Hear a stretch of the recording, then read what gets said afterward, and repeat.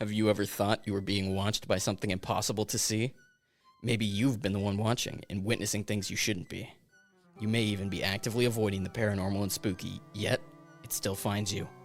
Join me as I regale my guests with unimaginable horrors of unknowable evil. You're right on time for the Goblin Hour. Hello. Hello. Adoring fans everywhere. Welcome to the Goblin Hour. I'm your host, as always. It's me, Ben. And today, we're doing things a little bit differently. But before we get into that, I'll introduce the guest for today. Chase. We just do first names unless they request otherwise. So it's just Chase. Welcome to the show. Thank you for having me. Hi, I'm Chase. Thank you, Ben. Yeah, that was the audience. So we're big fans of you. Thank you, audience. That means a lot. But, the way I normally start, how did we meet? What happened? How'd that go? Why do we interact? Why are we here together today? Let's think back here. I think the first time we met was in Film Lights in Motion or whatever. Yeah. The class last semester. Yeah, last semester. We Shout met out to George Lynn Franklin. Yes. Classic professor. Yes, king right there. Iconic guy. He knows what he's teaching for sure. Incredibly powerful. Every morning I look forward to going to that class. I'd never missed it. Mm-hmm. I think I missed it a couple times, maybe. Not often, though. I was scared. Yeah, it was a compelling classroom to be in. But yeah, we met in that class. And it was crazy. It was definitely a movie. I agree. Everyday wild. But like I said, we're doing things a little bit differently today. Oh, yeah. What's your experience with the supernatural? Have you ever fought many characters? Is it something you believe in? Have you killed any of them? I personally haven't had any encounters with another supernatural creature, but something tells me I may be a supernatural creature myself coming up pretty soon. OMG, what could that possibly mean? Who knows? It's just something deep down inside of me that I feel. Like, I'm sure you can relate to this on some level. I can, of course. Being the Goblin Man myself, I know all about that. But, so we're doing things a little differently. As I said, because of just timing and how it worked out, we actually have we each have several files, which maybe each will get their own in-depth episode at some point. I don't know how long this is going to be. Maybe this will be broken up into 2 episodes, and the fans get to clap. But love it. Basically, I am going to read to you about a scary creature that I found, a goblin of sorts. Okay. And then you did your own. I did. So I don't know if it's going to be in that order, but I think we say what they are first. We each get one guess. All right. Okay, do you want to guess first, or am I guessing first? You can guess first. So here's the slight. If I'm right, first I'll guess, and then I'll say my disclaimer. Okay. Is it the Wendigo? No, it's not the Wendigo, actually. / Skinwalker? It is the Skinwalker. Okay, they're not different things. They're different things, actually. I've heard it used interchangeably, so okay. But we talked about before how on one of the first episodes how I didn't want to go into that too much because it's very much a part of like people's culture. It's not like Bigfoot or the Jersey Devil. There's a spiritual side to it that people respect and they want to be very cautious and courteous of. Yes. And so I don't want to do anything that would be offensive. So the disclaimer for that will be, I'm sorry, Ethan, that I told you I would not do it over that. I was lying to you, apparently. And any jokes we make are not at the expense of the culture or of the creature or not respecting it. It's just a fun little time. No, yeah, totally. Not take it seriously. But you said you had a good disclaimer that you've heard before, so. Yeah, totally agreeing with you on that. I was actually taught about this through my Intro to Native American Studies class. So I was taught from a native himself. And so the culture that this is actually from, it's from a tribe in particular. He is not a part of that tribe. And I know that in the tribe, you're not supposed to talk about it to other tribal members. But from my understanding of what he taught us, as long as you're respecting their culture and you're not approaching other people within that tribe trying to get them to talk to you about this subject to them, then it's fair game, but we will be respectful. Okay, yeah. And also on that note, I don't know if what you have are like case files, like stories, or if it's just answers, but if I ever go, nice story, who would believe that? I'm just joking, just having a fun time. Please do not be offended if you are. I'm sorry. But it's a fun little time. We go, haha, what if I fought it and beat it in a fight? Perfect. I like that. I like that. Let's jump into these scary stories. I get to guess what you got too, right? Yeah. Oh. You nailed this pretty much on the head. You said okay. The Mothman. No, it's not Mothman. It's something called the Mongolian death worm. The Mongolian death worm. Yeah, which is apparently this fucking... Shouldn't have said the F word there. Whoops. We'll bleep it. How do you feel about that, audience? They liked it. Those sons of guns. All right, guys. Get your head out of the gutter. Come on, guys. That's... Calm it down. All right. Jumping around. They're out of their suits. They're having fun. They're having too much fun. But... yeah, the Mongolian death worm. It's this big creature, big scary worm that slithers around the desert in Mongolia because apparently aerial photos show like these tracks in the desert that are like snake tracks. Like it's clear slither marks. Like you can identify those pretty easily because of how snakes are. Okay. And there's like evidence of that underneath the sand. And a lot of the time, I guess certain animals might go missing or something. And there's a lot of history that talks about it. But yeah, crazy. So are they saying these Mongolian worms or snakes, you said? They're worms, but the snake tracks they're massive. Okay, so these big cylindrical things. Yeah. Are they going above the sand or under the sand? I didn't I think it's under / above. Like it's probably both, but we don't have any evidence of them. They're finding tracks of them though through the sand. If this thing is real, it's really scary. Here's this picture on the front. If you want to look at that and describe it to the audience. I'd love to. Oh, wow. Okay. So, audience, I know you can't see this. It looks like, what's that thing from Star Wars? It's Sarlacc pit, maybe. It's got a Sarlacc pit mouth. Yes, it does. And then a big worm body. Yes, the body's definitely got a lot of different ridges in it, and it's laying on top of a big sand dune. Somebody was also saying, like, one of these, they talk about how it eats camels or something, which is crazy. If it's able to kill a camel, I was gonna say, those guys are big. How big is a camel? Camel, I would not be shocked if it was, like, 12 feet tall. Yeah, because they have super long legs and they have big humps. And don't they store water in them too? I've heard that rumor for sure. I think camels store water in them. I know they're good at water. I don't know if the water's stored in the hump or not. Probably. Or else what's it for? Water storage. Yeah, that's the only thing. Gotta be. Anyway, what do you think? Do you think we start on Deathworm or we end on Deathworm? It's up to you. Would you like me to introduce my subject? You kind of introduced yours. Yeah, go ahead. You know what? That's a good idea. You'll introduce yours, and then let's go ahead and start with yours. That way, it's like I can be enthralled. Okay. And then we can end on the more like jokey one, so people are like, all right. Maybe it's better to end on this. I don't know. Whatever. We'll just do your intro. We'll do this. We'll figure this out. So, the creature that I chose to bring into the podcast today was the Navajo Skinwalkers. So in Navajo culture, a skinwalker is a type of harmful witch who has the ability to turn into, process, or disguise themselves as an animal. Basically, from my research today, what I've found is that these skinwalkers are people among themselves, and during like the daytime, they're people, but at nighttime, they have these powers to transform themselves into animals. And here, let me flip through my research here so I can cite some sources and get the correct information here. So you're saying that these are people who are among us? Not necessarily among us, but in Navajo culture, they'd be among the general public of people. Okay. I think when I said among us, what I'll do, I'm going to go in and like do the dun, among us sound. Yes. I think that'll be good. Yes. Yeah. While you're figuring that out. Let's see. Alrighty. Okay, so let's jump into this. What's this thing you're getting into? Does this story have a title?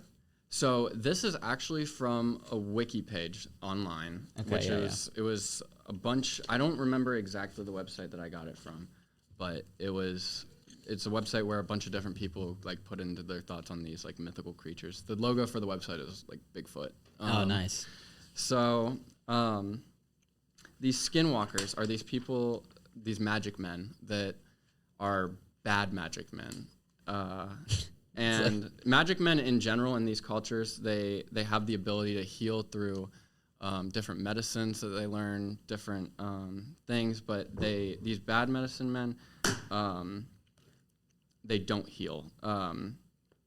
And when I say medicine men, I mean just like that as a general term. Yes, it can be man or woman. Okay. It's not. It's more often men from these stories, but it can be either. Okay, I gotcha. So, brace yourselves, audience. This one's about to get scary. Let's get ready. Skinwalkers are most frequently seen as coyotes, wolves, foxes, eagles, owls, or crows. So if you've ever seen one of those, probably a ghoul. It may be. Probably a skinwalker. That's like when I was telling you I used to ride along Highway 9 home. It's one of the things I was afraid of, running out of the woods and killing me. Dude, no kidding. So it's saying, from what I've seen here, it's saying that whenever these skinwalkers are in their animal form, that the eyes of them resemble those of a human. That I've heard that before. That's the scariest, most real imagery ever. The idea of looking at a little crow and having to have a man eye makes me want to throw up. And what's even crazier is whenever they transform back into their human form, they have the eyes of an animal. That I think would. So like what I've seen through this, they said their pupils were a lot bigger and blacked out or darker than other normal eyes that you'd see. Let me see here. So to get these abilities that they have to shapeshift, they have to go through a lot of bad things, bad rituals to get these supernatural powers that they obtain. Mm-hmm. And one of the ways that you can obtain these powers are, it said one of the initiations to becoming a skinwalker is believed to be killing a relative. Okay. Or check. I got that. Any one of like close blood relatives. Yeah, I've done that, so I'm step one's done. Okay. The second one could be incest. Don't look at me like, have you done that one? Have you done that? Is that off the list? I hope not. That one is not this is good. Third one I'm not going to even mention. Really? Bad things, terrible What's things. The third one? That's crazy. You got to mention. You can't say that and then be like, that's crazy. Dude, I let me see if I can. I will come back to this. What does it say? You said kill relative and incest. Then you're like, number 3, too bad. Number 3 is kind of edgy. Number 3 is, you can cut this out if you want to, right? Sure. Yeah. Okay. Number 3 is necrophilia. Oh, okay. That's okay. You're okay with that over the other two? I think it's not too. I thought it was gonna be something crazy. Oh no. Like I mean, I consider that pretty crazy. It is crazy. I would not do that. I'm not saying that or nothing. I don't think I have any wanting to be a skinwalker. Here's a picture of what they look like whenever they're in human form and whenever they're in their skinwalker form. And so most often they'll wear these cloaks. I get to describe it is what you're telling me. Yeah, you can describe that to the audience. Just for the record, I would not do any of those 3 things. Get that on the record real quick. Thank you for putting that on the record. Necrophilia is not scary or anything. It's just the build-up made me think it was going to be something like the most insane thing ever. Hey, you got to have a build-up. Like I thought it was going to be crazy. And the fact that it was just like, because the thing is, you've already killed someone at that point. Like that's gross. But it's like as far as like something insane that would make me be like, oh my God, I'm gonna puke. It's like if I found out someone was doing it that I knew, I'd be like, what the? That's crazy. But if I like heard about it in the news, I'd be like, ugh, and then I move on. Maybe it's because I'm desensitized. That's the good thing about Gen Z is we're desensitized. We're a bunch of savages. Unlimited internet access has done its numbers. We've gone crazy. But yeah, this image, very cool. Is this just somebody's art within the context of like the tribe or something? So that was, from what my understanding, that was like a very famous interpretation of a skinwalker. On almost every single article I researched, that image interpretation was in there. Well, it looks like you have a man on the left side who's sort of like, his proportions are weird. It looks like his waist is really high, so his legs are long, and he's got a smaller torso. I think his arms are maybe a little bit longer than normal, and he either has very long hair or it's like a cloak of some sort. And he's got like some sort of animal skull on his head. It looks very creepy. His face you can't really make out too well. And then when he's in like his monster form, I'll just say, he's got like long legs, weird arms, like a coyote head. It looks crazy. It does not look like any sort of normal animal. Yeah, it looks like a beast of pure evil. It could be, for real. I'm glad you brought up that he looks like a normal man, but he's hairier, because that's one of the things I was saying, that these skinwalkers, whenever they're in human form, they'll wear a lot of animal hides on them, especially like coyote hide or anything, because they want to hide the excess amount of hair that they have. They're naturally more hairy because they're going in and out of these animal forms. At least from my research. The word skinwalker actually translates to with it, he goes on all fours. With it, he goes on all fours? Yes. Is that like the, I guess, Navajo word for skinwalker? Yeah, the Navajo word for skinwalker. I'm not going to attempt to pronounce it. Okay, let me attempt to pronounce it. Okay, it's going to be the word right here in the second paragraph in parentheses at the top. All right, well, guys, if you would like to crucify me for this, I say go for it, because this is about to be butchered. This witch is called Yinaldlushi by the Navajo. You heard it here. Which translates to, with it, he goes on all fours. How about that? It's crazy. So, yeah. Yinaldlushi. So, it's Y-E-E, easy. N-A-A-L-D-L-O-O-S-H-I-I. So, that's... Noodlushi. Man, it's crazy. Their alphabet, I've heard before. They have like a really specific alphabet. They didn't for a while, but it's very clear that was not a word that was ever meant to be said in English. Yeah, no, it's really interesting. So the professor that taught me about this, actually, he's one of the last Cherokee speakers, like first language. Knows a little bit. First language Cherokee. That's crazy. So he said he can count every first language Cherokee speaker in the United States on his hands, and he's one of them. And that's sick. It's crazy, because it's kind of scary though, because he was telling us that, you know, with him dying, the culture kind of dies as well. You need to. Yeah, he's working on teaching his his nieces and nephews the language, because he wants to make sure it gets passed. That is bad that it's that scarce and it's that close to extinction, but it's really cool that he's here and you have that. It's a great experience to get to be taught by him, especially. Sometimes he'll break down the lectures in Cherokee, and like, as clueless as I am sitting there, it's cool. It's very fun to watch him. Yeah. It's very fun. Shout out to that guy. Shout out Dr. Still. So, here we go. Let's see. Skinwalkers will sometimes wear animal skulls or antlers on top of their head, which is thought to bring them more power. They choose what animal they want to turn into, depending on the abilities needed for a particular task, such as speed, strength, endurance, strength, again, stealth, claws, teeth, etc. So that's every power of the Skinwalker. You have strength, speed, endurance, strength, teeth. Those are some great ones. You got a lot of possibilities here. They may transform again if trying to escape from pursuers. So... let me see. I did find a story in here from a woman who was driving in a car, she said. And she said they were going 40 to 45 miles an hour, and there was an animal, like deer head, she said, but a slimmer lower body. Let me see if I can find it. I was so terrified of skinwalkers when I was little. Like, we definitely referred to it mainly as the Wendigo, which is what I know it as for the most part. Like, I think you're right that they're different, because I always thought they were different. I think it's like the same concept, differing cultures. Yeah, from my understanding. Okay, I've heard people lump them together, but my group of friends went through a phase where it terrified us, and I had two separate nightmares about it. One was crazy. It like took off its hooves at one point and had human hands, and it went like that. No way. And then I had this immediate realization. In the dream, I was like, that means I'm going to die. It means I'm going to die in like 3 days.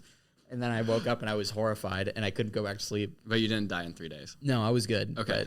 In the dream, I was like, that means I'm going to die. This is crazy. No, that is scary. So, like, how big was this thing whenever it stood up in your dream? It was really bulky. It did not look like a Wendigo, aside from the fact that it had like a deer skull. It had like a deer body, stood up, was very ripped. Like it was like a ripped deer, if that makes sense. Yeah, no, that... It took off its hooves and like did some hand wave at me, and I was horrified. Did finger guns for the audience. Yeah. That's what that is. That would scar me. Yes, I think that would probably do me in. That's why of all these creatures so far, I mean, I've killed the Jersey Devil before. I've killed a couple ghosts in my time. I've killed a few squatches. Have not gotten around to this guy yet, and I think it's because of that deep primordial fear that's still a part of my being. Yeah. That's a good addition to that. How are you doing on your I'm reading. I think so. Are you up for another story? Yes, absolutely. Okay. So this one comes from the same wiki article. Actually, no, wrong. Different article. I got this from legendsofamerica.com. Nice. They obviously know all the legends in America. I love these websites that are just like, here it is, cryptid.gov, or like top 30 scariest moments in everything. I think a lot of these websites are like mom and pop websites. They're made by like one person. Yeah. I love it. So in the 1980s, one of the most notable events occurred when a family was driving through the Navajo reservation. As they slowed to make a sharp curve, something jumped from a ditch, and it was described as black, hairy, and wore a shirt and pants. A few days after this event, at their home in Flagstaff, Arizona, the family was awakened to sounds of loud drumming and chanting. Outside their home, there were 3 dark forms of men outside their fence. However, the shadowy creatures were seemingly unable to climb the fence and soon left. Whoa. So that's another thing I've kind of found through these stories and through my research, that they can transform not only into these different animals, but also into familiar versions of maybe relatives that you know. Yeah. And they can also like cry and call out using the voices of relatives that you know, and especially deceased relatives. That's what they use a lot from what I've heard. That's the thing about this one, is it's so like still modern, and like I feel like there's something a little bit more like guttural feeling about the fear that people feel from that, rather than something like the Jersey Devil. That is such an old legend. I don't think there's been a sighting that is like real, like reliable in the past like 40 years. Mm-hmm. And Bigfoot is like, all the case files were like, I heard a scary noise, or somebody's like, yeah, I saw it, it was crazy.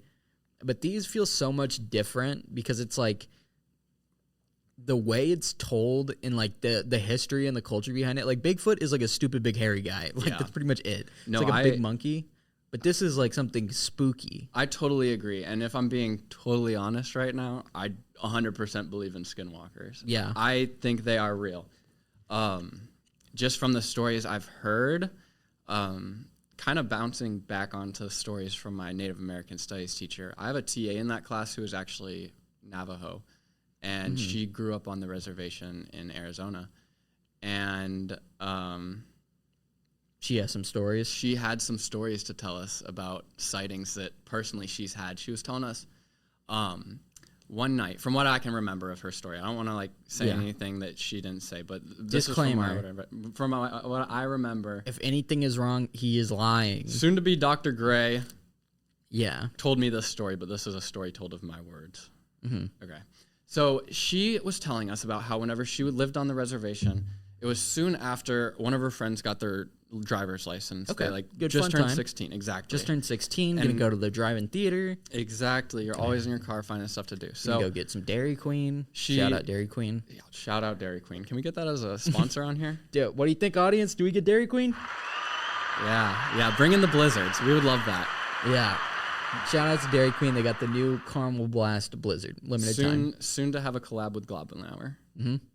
You heard it here. But go ahead, Dr. Gray. Soon to be Dr. Gray was telling us about how she was in her reservation driving around with her friends late at night after her friend just got his driver's license. And he was goofing around, driving all crazy down these dirt roads. Just having fun, being as kids do. Little 16-year-old guy. He's just goofy and silly. So they come up on this back road that's kind of tucked near the back of the reservation. From what already she told scary. me. Back road. Very At dark. night. Very dark. And it's at night. And she said that her grandmother, in particular, has told her multiple times to go nowhere near this road, especially at night, because of the things that live on the road and on the sides of the road. And then you're 16 and you're like, I'm going to be epic. Yeah. This is going to be lit. This is going to be fun. I bet there's nothing there. I'm invincible. But it's scary. So they start driving down this road, right? And she said that they were going down and they saw a shadowy figure start to appear like in the headlights in front of them. No matter what that is, if that's an animal, scary. If that's a guy, even scarier. That's what I'm saying. So she said it wasn't like on fours like an animal, but it was more standing up, just like a square, rectangular, standing up figure. Mm-hmm. And they started to back up, and she said that there was something in the bushes on the road next to him or something. Mm-hmm. And they floored it. They floored it in drive, and whatever was in the middle of the road kept maintaining this shadowy figure until they drove past it, and it just stepped to the side of their car. Yeah, that would be shitting bricks. That would horrify me. Yeah, I think I would be too. That's the thing. I think ghosts are very stupid. Like I hate to say it. I agree. Ghosts are something I just don't believe in. Like, I'm sure if I was in a scenario where somebody's like, this house is haunted, and I heard a scary noise, I'd be like, was it the ghost? And I'd get scared. Oh, we're haunted. But it would horrify me. But at the same time, something like Skinwalkers, rather, because it's supposed to be something tangible, mm-hmm. like ghost sightings are often like, I looked at the picture and then I saw this, or there was an orb. Yeah, there was an orb in the picture, or I heard a voice. And it's always like, okay, sure. Yeah. Like, it can be explained away by a million different things. And, like, yeah, you could be like, oh, it was just a weird animal, which, sure, maybe. But, like, that's the whole thing about them is they're, like, freak animal things, human hybrids. And it's like, it's so scary. It's a tangible thing. As much as I don't really believe in anything supernatural, it's probably the thing I'm closest to believing in. That's on the cryptid supernatural side. I would have to agree with you. It's definitely one of their main thing is whenever you're out at night, one of the Navajo things that they tell you is never to whistle whenever you don't know what you're calling. And so like that gave me literal goosebumps. This one is actually, why do we have an actual scary one? Half the time it's like, what if an alien came down and abducted you? And this one's scary. Speaking of aliens, I have something to even backpack off of that. Oh, my goodness. So in the 1990s, a ranch in northeast Utah, far away from the Navajo reservation, became the partial focus of skinwalkers. Called the Sherman Ranch, or Skinwalker Ranch, and the UFO Ranch. This place has a history of UFOs, aliens, cattle mutilations, and crop circles. Located near the Ute Indian Reserve, these people have long thought that the Navajo put a curse on their tribe in retribution for many perceived transgressions since then. The Skinwalkers have been plagued to the Ute people. So apparently the Ute reservation has a lot of Skinwalkers on it as well. Bruh. That is scary. The Skinwalker Ranch. I think there was a Netflix series actually on this. Really? Is it called Skinwalker Ranch? I think so. I seem to remember something about that. Because, like I said, I mean, it's such a cool, like, the fact that it's so historic, like, I'm sure that dates back, like, Native American culture, there's not really much of it where they're like, oh, this myth is 40 years old or anything. It's pretty much all, like, dating back to there's something about, like, a myth stemming from ancient times that to me gives it a little more credibility, especially if it's something rooted in like the tangible. Like when people are like, this is our ancient religion from 6000 BC about, you know, the man in the sky who's got a plan. Mm-hmm. It's like, you can believe that for sure. But for me, it's not believable at all because it's like, yeah, sure, whatever. But as soon as you're like, this was real, this happened, and people are still seeing it and it's still being passed down, like, as much as I say I don't believe in it, I will never, like when I'm outside, I actively avoid saying the phrase. Oh. I'm not about to risk it. I'm not going to say Skinwalker if I'm walking alone at night. I agree. It's sketchy out there. I'm going to be like, hey, you know that Native American myth. Yes. And then leave it at that. Yes. It's one of those things where it could be very real. Yeah. And personally, I do believe, I think there is some realism aspect to it. Kind of to wrap up everything, and then you can take it away with your story. Okay. I was gonna say, if you want to go over like our like timeline or whatever, you can, and we can just make these 2 episodes. Okay. I mean, whatever you'd like. Yeah. Whatever you'd like. I don't know how much more information I have. I do want to. You feel good on what you have, like have you gone over the main points you wanted to? I think I did. Did you learn a lot? I mean, yeah, it's just a good time. It doesn't. Skinwalkers have been shown in a lot of popular media recently. That's the one thing I did find. They're blowing up. It's in video games. It's in movies. There was a Skinwalker in Mortal Kombat. Really? What I found, yeah. Was it an enemy or was it a playable character? In Mortal Kombat 9, the character Nightwolf has an alternate costume that resembles a Skyker with a wolf's pelt on his head. Scary. Yeah, it's interesting. I'm assuming something like that. So finally, I'm just gonna kind of wrap everything up. I feel like I've gotten a good gist of information. Okay, to kind of get you a little spooked. Yeah, for sure. But to kind of spook you even more, they're almost impossible to kill. Ugh. So there's 2 ways I found that you can kill a Skinwalker.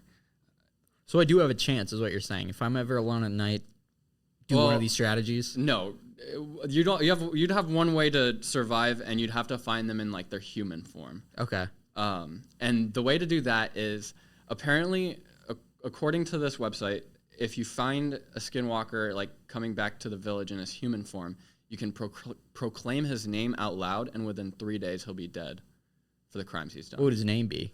Like his first and last name, I guess. Oh, so it is like a human that's mutated, essentially. Yes. Whoa. Okay. And then the other way is with a bullet that is dipped in white ash, and you have to hit him in the neck or the head. What does that do?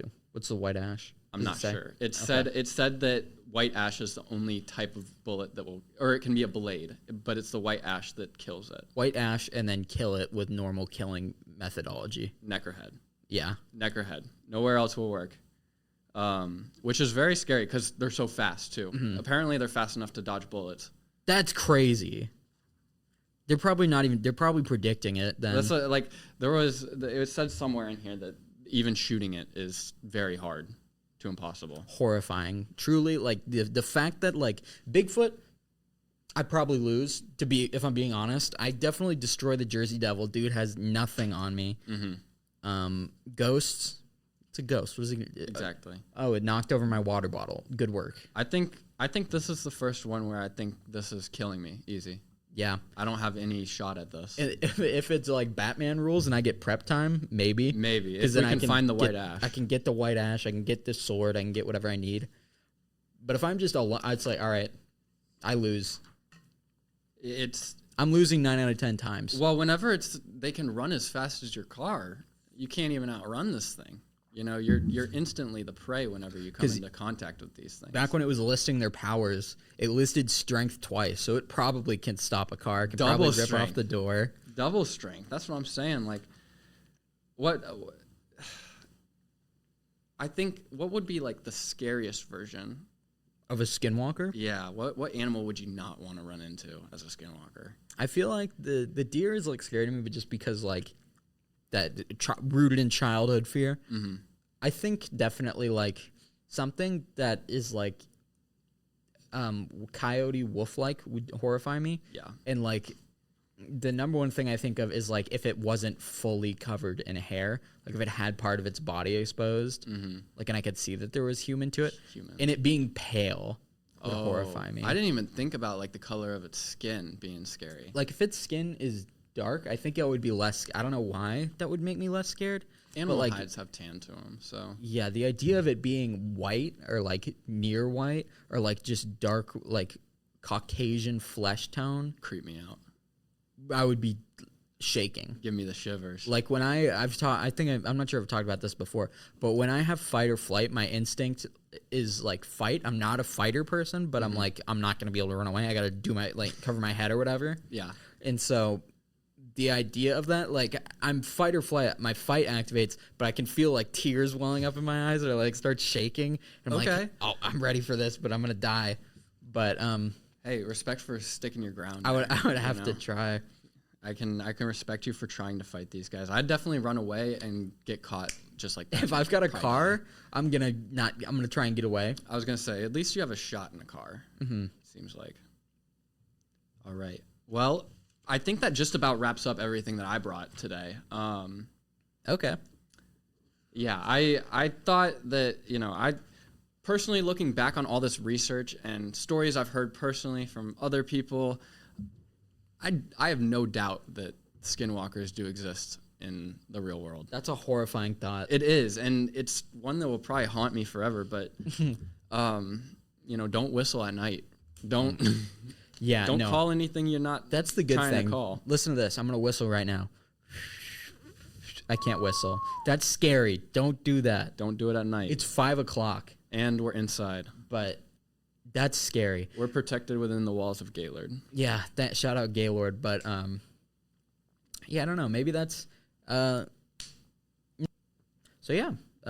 Chase, thanks for coming on. Thanks for telling me about that scary story. It was actually really scary. It wasn't like this stupid worm that I'm going to talk about either next episode or during this episode. I don't know how it's going to be yet, but yeah, of course. Thank you for having me. It means a lot that I was able to come on the show. I'm glad I got to share some spooky stories and share some Native culture as well. Yeah, shout out to Native Americans. Yes, that's all I have. Shout out to Dr. Still. I'm really enjoying your class this semester. 10 out of 10 would recommend taking Dr. Still's Intro to Native American class. It's really good. All right, cool. That's a good note to end on then. Yeah, this has been Goblin Hour. Heck yeah. Have a good one. Hour out. Goodbye.